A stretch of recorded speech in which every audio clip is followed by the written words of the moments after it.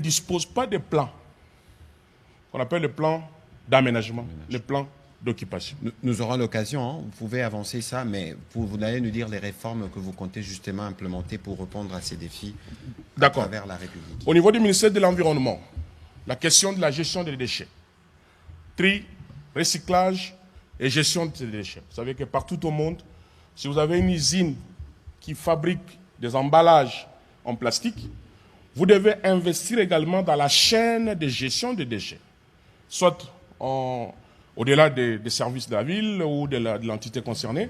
Vous, comme entreprise, vous devez investir dans les camions de ramassage, ce qui n'est pas le cas aujourd'hui. Et donc, les comités s'étaient aussi penchés sur cela pour que nous ayons un système de collecte régulière, de tri à la source et de recyclage. Parce que de nous-mêmes, nous constatons aussi, nos compatriotes, on jette des choses dans les caniveaux, ce qui peut faire que ça soit bouché. Nous-mêmes également, nous sommes à la base de ça en termes de construction. Vous savez qu'il y a des gens qui construisent sur les lits des rivières, qui construisent qui bouchent même les égouts. Il y a des endroits où, quand vous étiez petit, c'était affecté à autre chose. Vous revenez 5 ans, 10 ans après, c'est devenu un immeuble, c'est devenu un hôtel. Des fois, c'est dans les espaces inappropriés.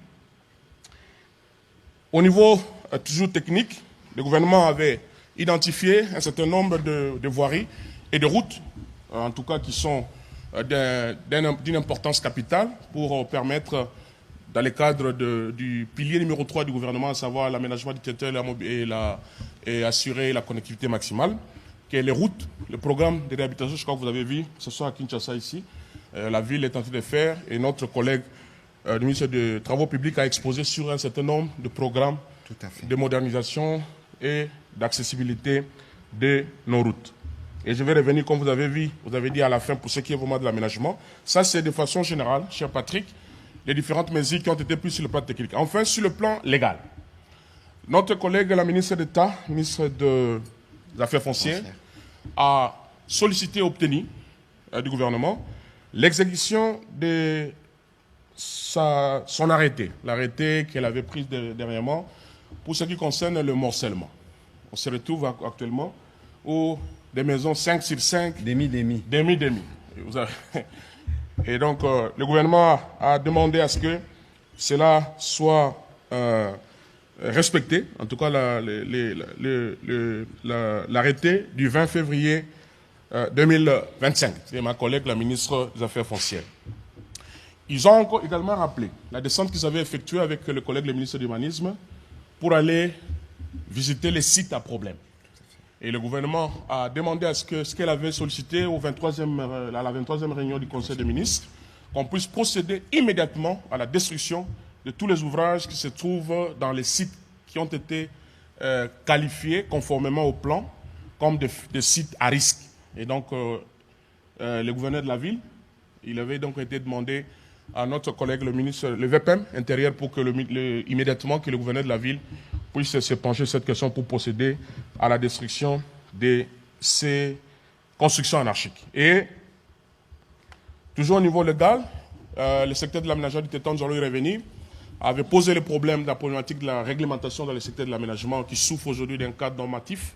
Et donc la loi sur l'aménagement du territoire, le gouvernement a demandé que ce processus qui est encore en cours au niveau de l'Assemblée puisse être achevé afin que la loi sur l'aménagement du territoire retourne au chef de l'État pour sa promulgation. Il a aussi été demandé le respect de l'arrêté interministériel sur les services d'utilité publique et aussi un accompagnement, en tout cas, pour que tout ce qui concerne l'occupation soit fait selon les normes. Voilà, cher Patrick, de manière liminaire, en tout cas, j'essaie de ramasser ce qui a été comme des mesures, mais nous pouvons aller dans le détail pour chaque sectoriel, même si chaque collègue pourra y revenir de manière beaucoup plus concrète. De toute évidence, il y aura justement un moment où vous posera des questions pour aller dans les détails de ces mesures.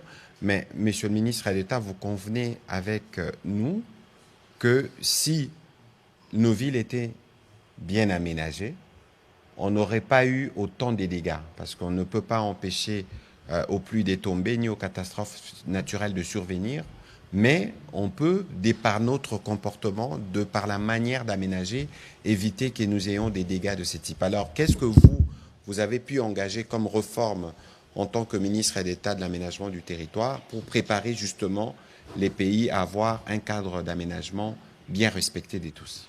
Merci, chers collègues.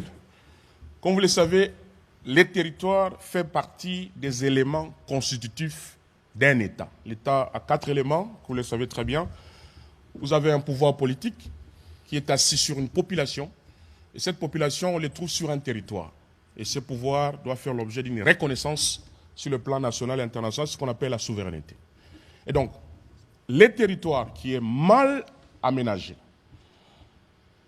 un territoire où la population, en termes d'activité ou en termes d'occupation, si elle n'est pas faite conformément à une planification, la conséquence que nous allons avoir, c'est l'anarchie.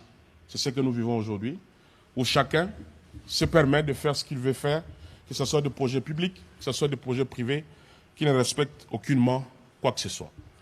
Ce secteur qui a débuté son processus de la réforme depuis 2017, et on doit rendre un hommage au chef de l'État qui a fait de ce ministère le ministère d'État.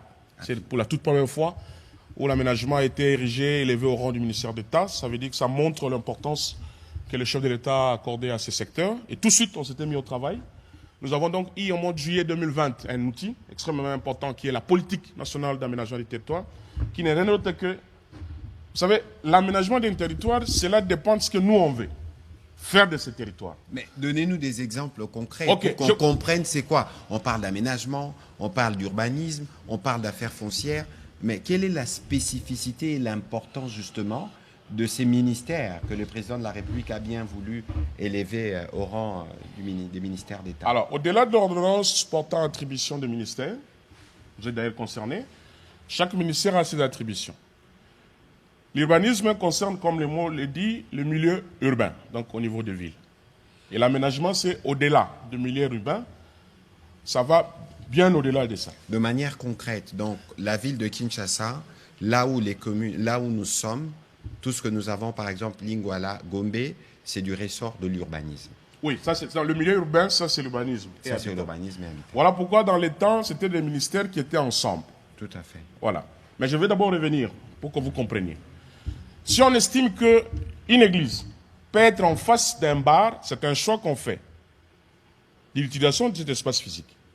Ça veut dire que les uns sont dans un culte, en train de louer Dieu, de célébrer, invoquer le Saint-Esprit, et d'autres en train de danser. C'est un choix. Mais si nous disons que non, les églises, on les regroupe à tel endroit, et les gens qui veulent, voilà, c'est la vie privée, c'est cette orientation dans l'occupation de l'espace, c'est ça l'aménagement. Et nous, on planifie en amont, que ce soit en termes d'industrie. Vous savez, comme aujourd'hui, ces bâtiments de la RTNC, pour avoir ce projet structurant de ce genre, il faut que cela obéisse à une planification en amont. D'où l'importance de l'aménagement. Et nous avons eu donc en 2020 la politique qui est un cadre d'orientation. À part la politique, on a constaté que depuis 1957, on n'avait pas un cadre normatif. Ça veut dire qu'il n'y avait pas de loi, à part les décrets sur l'urbanisme, mais qui en réalité n'étaient pas sur l'aménagement. Et donc, le chef de l'État, à travers le gouvernement de la République, s'est penché sur cette question. Et aujourd'hui, je vous ai dit qu'il y a ce projet de loi qui est au niveau de l'Assemblée nationale, donc au niveau du Parlement dont on attend. Donc on pourra y revenir pour en parler un peu plus sur ce que cette loi va changer dans la vie des Congolais. Troisièmement, c'était au-delà des provinces, au-delà des villes comme des ETD, il faut permettre à ce que les provinces, Patrick, tout projet de développement au niveau des provinces, au niveau des ETD, donc au niveau des territoires, au niveau des secteurs, doit faire l'objet d'une planification qu'on appelle soit les plans provinciaux d'aménagement, il y a les plans locaux d'aménagement et des plans simples d'aménagement du territoire. Et pour les élaborer, nous avons donc produit un outil qu'on appelle les guides méthodologiques d'aménagement du territoire pour permettre à ce que les gouverneurs, moi-même j'ai été convié à la dernière conférence de gouverneurs qui s'est tenue à Kalemi pour expliquer aux gouverneurs de province l'importance de se pencher sur cette question parce qu'on ne peut pas envisager développement agricole, développement industriel sans qu'il y ait une planification, ça veut dire un outil d'orientation pour tous ces projets structurants parce que c'est la base même du développement dans le pays. Et le quatrième outil, cher Patrick, le gouvernement a produit, c'est les schémas nationaux d'aménagement du territoire, dont j'ai lancé l'atelier de validation hier, mais il nous fallait 2 ans pour élaborer 2 études importantes, à savoir l'étude sur le capital forestier et le potentiel agricole. Donc aujourd'hui, tous ces outils sont prêts, il ne nous reste que la loi. Alors vous allez me dire, mais qu'est-ce que vous allez faire avec ce territoire qui est déjà occupé? Qu'est-ce que vous allez faire avec toutes ces constructions qui y sont déjà érigées? Eh bien, au-delà du projet de la rocade, parce que quand on parle de ça, c'est un peu virtuel, il y a le projet de rocade, où nous allons expérimenter pour la première fois, puisque tous les outils de planification sont disponibles. Tout au long de la rocade, je crois que vous avez suivi, mon collègue le ministre de l'Urbanisme a pris un arrêté interdisant l'octroi de permis de construire sur toute cette zone, que ce soit la rocade de Sud-Est et Sud-Ouest.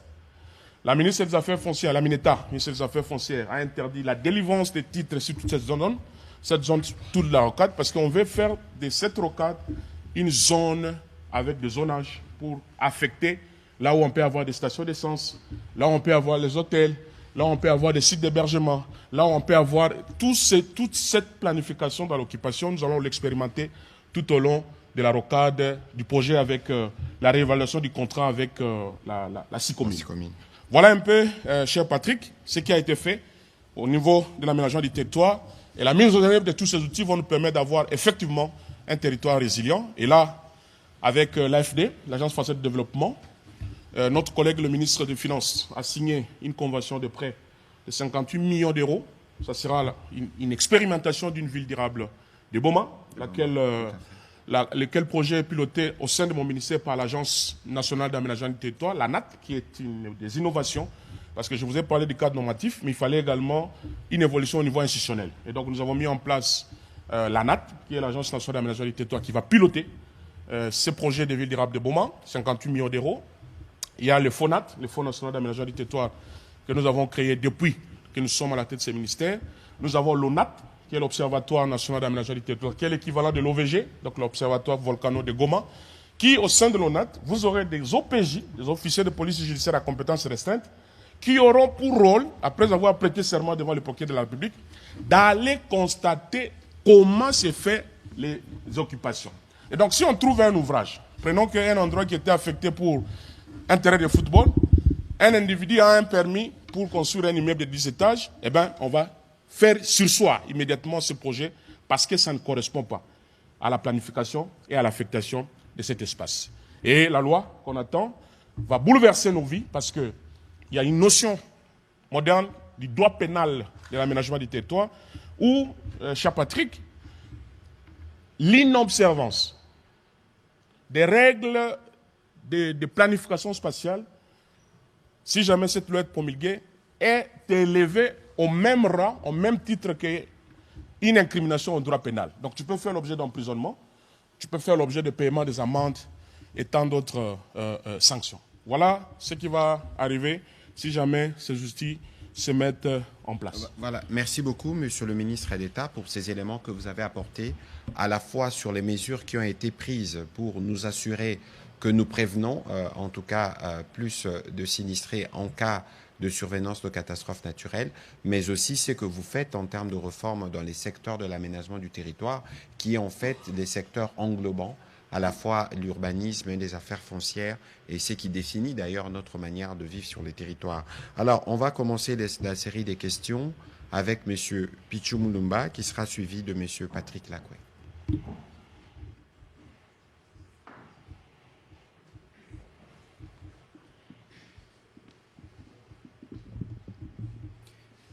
Merci, Monsieur le ministre, pour la parole. J'ai 2 préoccupations au ministre d'État. Vous parlez d'un plan d'urgence, je l'ai noté, à peine élaboré, mais avec tout ce que l'on sait comme contour dans la mise en œuvre, est-ce qu'entre-temps, le gouvernement dispose-t-il aujourd'hui d'un budget alloué à la gestion des catastrophes naturelles? Parce que le pluie, évidemment, pour s'abattre, n'attendra pas la matérialisation de votre plan. Et si ce budget existe, est-il à la hauteur des enjeux climatiques et urbains actuels? Ma dernière préoccupation, c'est que les inondations récurrentes à Kinshasa suscitent également des accusations, souvent portées contre certains acteurs du secteur privé, notamment en ce qui concerne certaines constructions. Selon vous, quelle est la part réelle des responsabilités des entreprises de construction et des promoteurs immobiliers dans l'urbanisation anarchique qui rend la capitale particulièrement vulnérable aux catastrophes naturelles? Allez-y, monsieur le ministre d'État, s'il vous plaît. Merci pour vos deux préoccupations combien pertinentes. Vous avez si bien dit.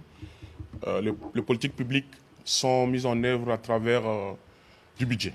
Donc il faut qu'il y ait des prévisions et des recettes y afférentes.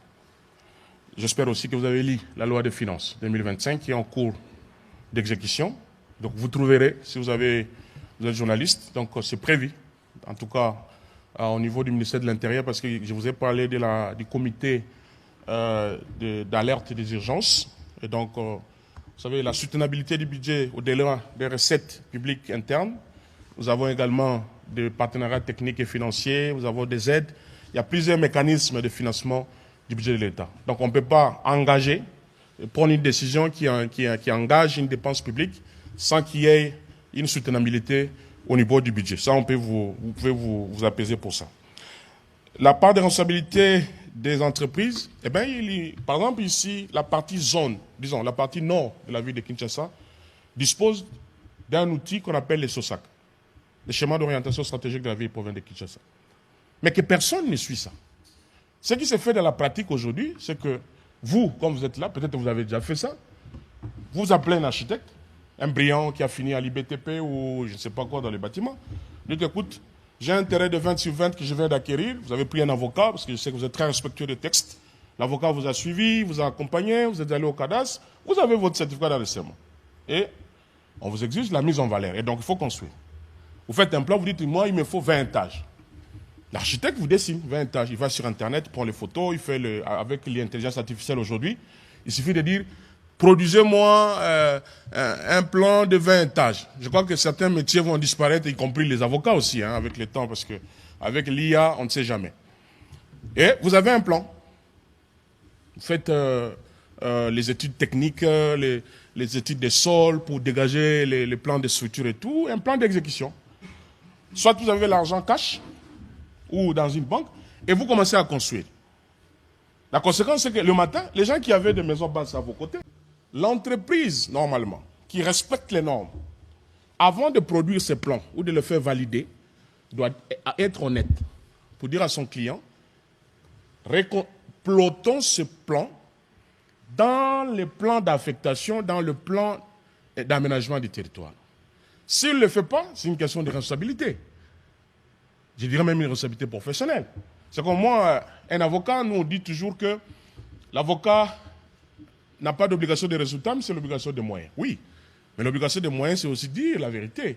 D'où notre serment, comme avocat dit, je ne défendrai aucune cause que je ne croirai pas juste en mon âme et conscience. Mais vous le faites. Donc vous voulez prouver que voilà. Et donc, il y a quand même une grande part, je ne vais pas dire à nos compatriotes forcément, mais les professionnels qui savent que pour faire un projet qui touche l'utilisation de l'espace civique, qui pose sur une occupation, il faut que quelque part, vous sachiez vous-même comme professionnel, en amont, l'affectation.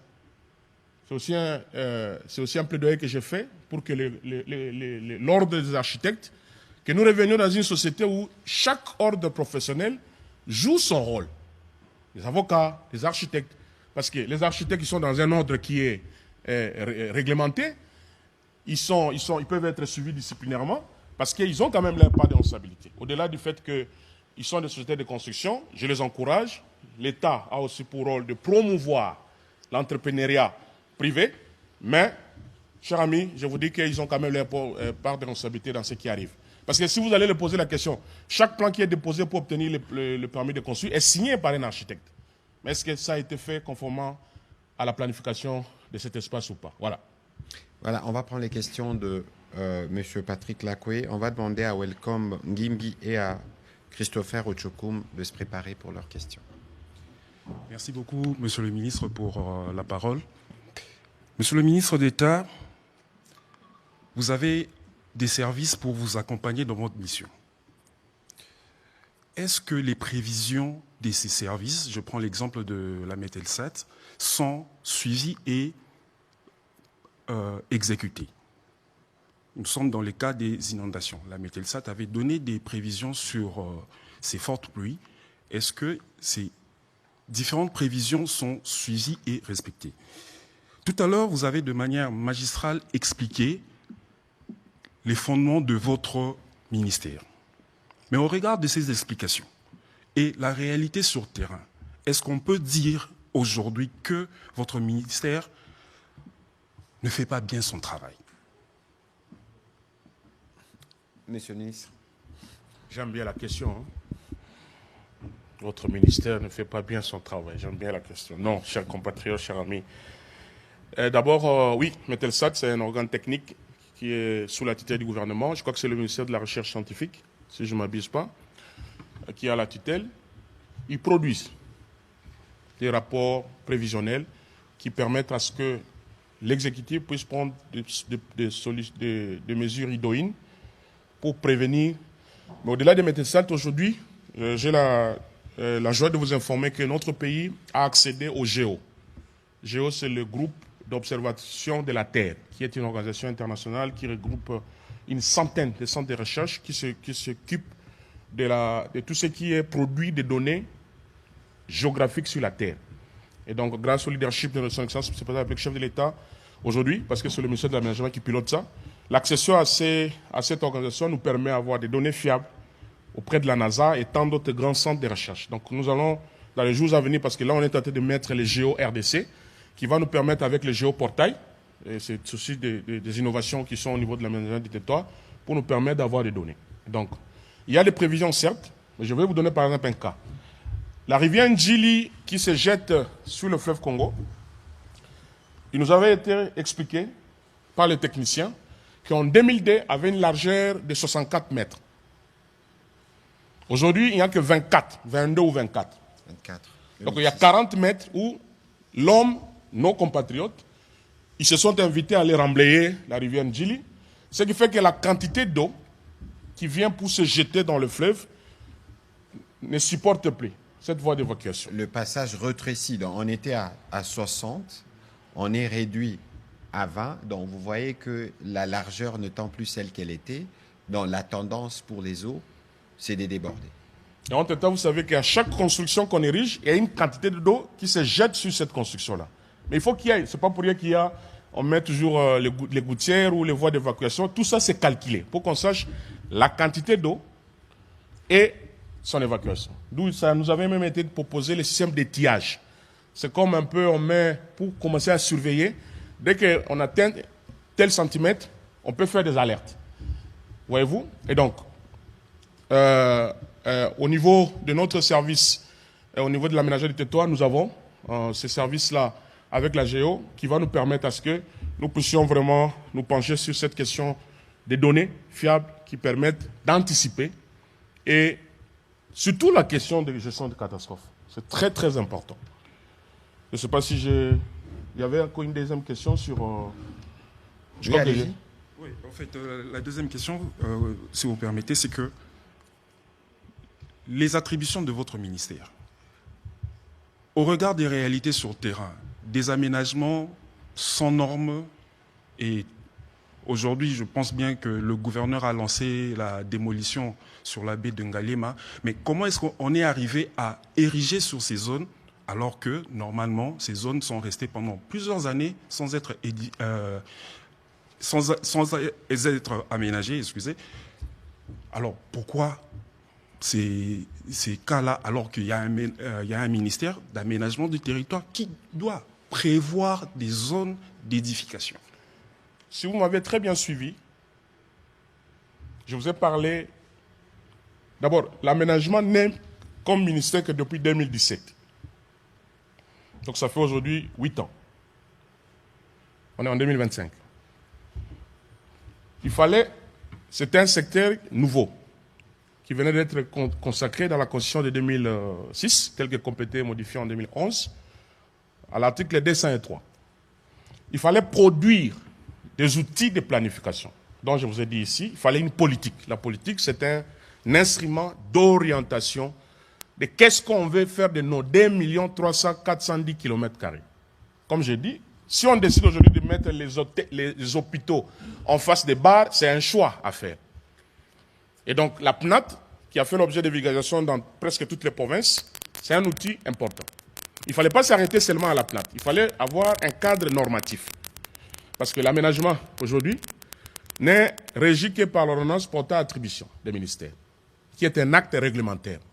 Donc au niveau de la pyramide juridique, le règlement, qui est l'ordonnance du chef de l'État, a une valeur inférieure par rapport aux autres sectoriels qui disposent des lois. Il y a la loi foncière, la loi de 73, les mines disposent du code minier de 2002, l'environnement, il y a le code forestier, l'agriculture, ainsi de suite. Donc, pour qu'on planifie et qu'on ramène tout le monde à l'observance de cette planification qui tient compte des aléas, parce que la planification spatiale ne se fait pas au hasard.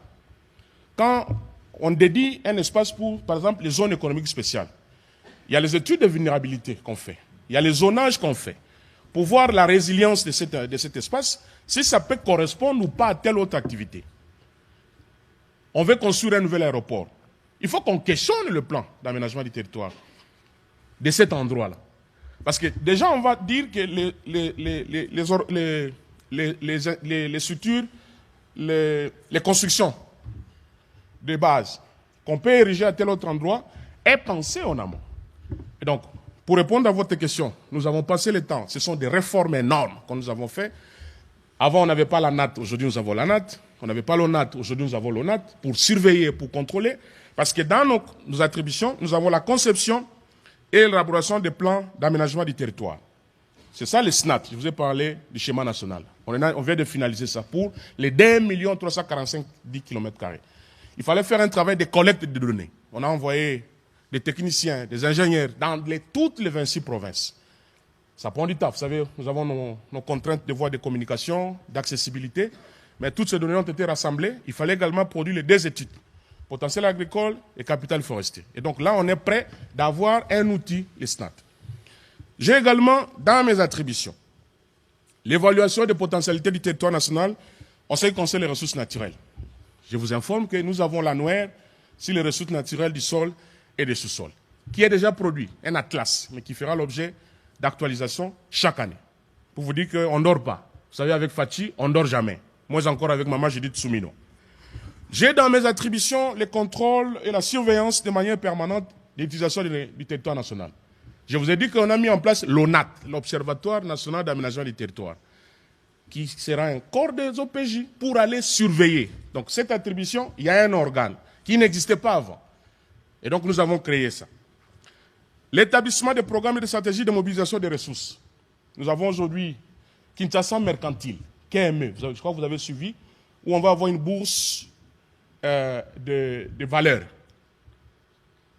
C'est un projet, le marché des commodities, pour que tout ce qui est comme produits agricoles, produits miniers et tant d'autres produits puissent être interchangés dans un marché réglementé, ce qui n'est pas le cas aujourd'hui.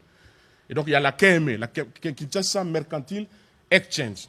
Ça, c'est mon attribution sur la mobilisation des ressources. Et donc là, on va avoir des ressources. Vous voyez que je ne fais qu'obéir à ce qui est à moi. J'ai également dans mes attributions la planification, la conception et l'aménagement des nouvelles villes, modernisation des villes existantes et développement des territoires. Il est vrai que cette attribution va connaître une évolution avec la création du ministre délégué en charge des politiques des villes.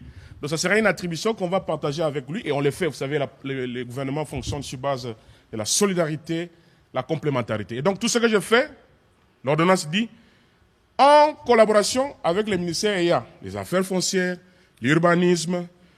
Je sais que vous avez déjà lu l'ordonnance portant attribution, ce n'est qu'un petit rappel. Comme ça nous fait un peu une attitude pédagogique. Je sais qu'il connaît bien cet article-là.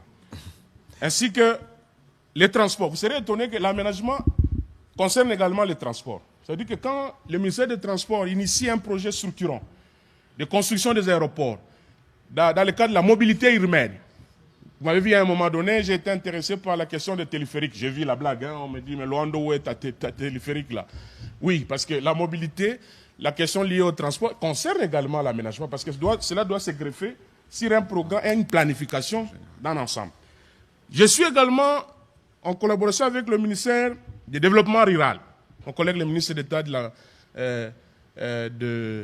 de développement rural, pour les questions, par exemple, des routes et des recettes agricoles, la tracée de ces routes, l'entretien de ces routes, le développement rural ne peut pas le faire seul. Il faut qu'il le fasse avec l'aménagement du territoire. Les ressources hydrauliques et électricité.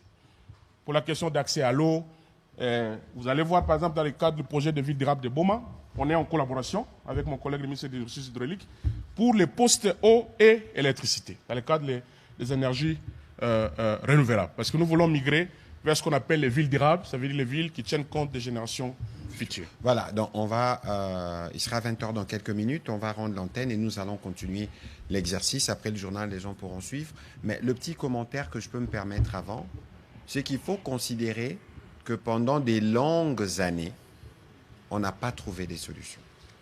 Et que les mesures que nous prenons en tant que gouvernement, nous les prenons pour organiser la vie avec des citoyens.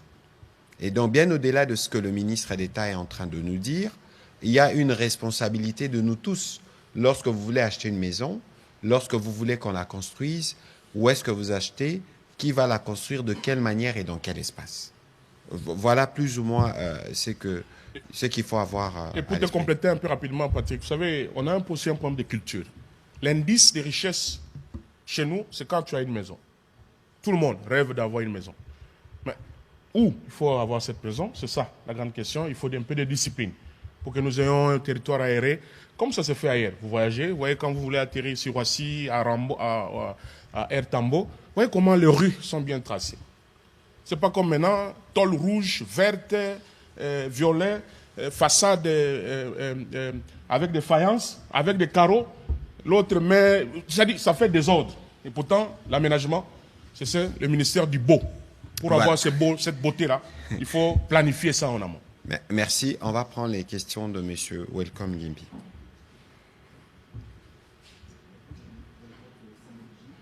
Quelques petites questions au ministre d'État, Guy Luando. La première, c'est, il est clair que dans un futur proche, les habitants des zones à risque seront d'ici là déguerpis afin de faciliter la meilleure délocalisation, une délocalisation en douceur.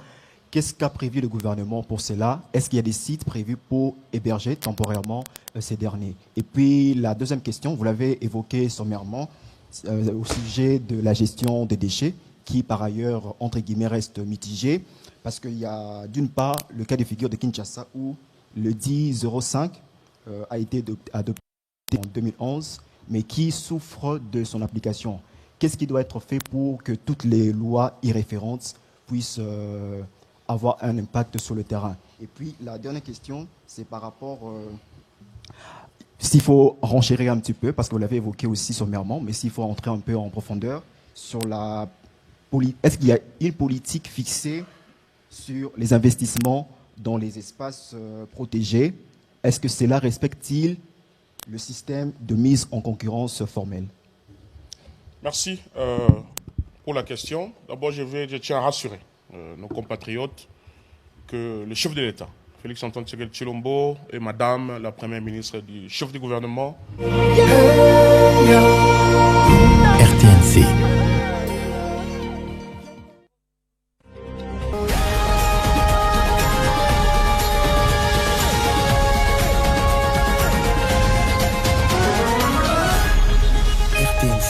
La grande édition du journal. Il est 20h à Kinshasa, 1 heure de plus à Mbujimaï dans le Kasaï oriental. C'est l'heure de vous informer. Voici les grandes articulations de l'actualité de ce jeudi 24 avril. Comprenez mon émotion, disait en sanglots le maréchal Mobutu il y a 35 ans. Un 24 avril comme celui-ci, le Zaïre connaissait le multipartisme avec à la base le principe de la liberté pour chaque citoyen d'adhérer à une formation politique de son choix. Réinsertion des ex-combattants avec encadrement optimal pour garantir une mise en œuvre harmonisée et rapide des projets, c'est l'option levée par le PDDRCS. Les lecteurs de livres, il y en a aussi en République démocratique du Congo. Il faut donc élargir les cercles des lecteurs. La journée internationale du livre et des droits d'auteur était d'occasion rêvée pour faire la promotion. Voilà pour les titres. Mesdames et messieurs, bonsoir et très heureuse de vous retrouver à travers cette grande édition d'informations sur la chaîne nationale. 24 avril 1990, 24 avril 2025, 35 ans se sont écoulés depuis l'ouverture au multipartisme lancé par l'ancien président du Zaïre, Mobutu. Et Sese Seko Ala Ntsele, l'on se souviendra de sa célèbre phrase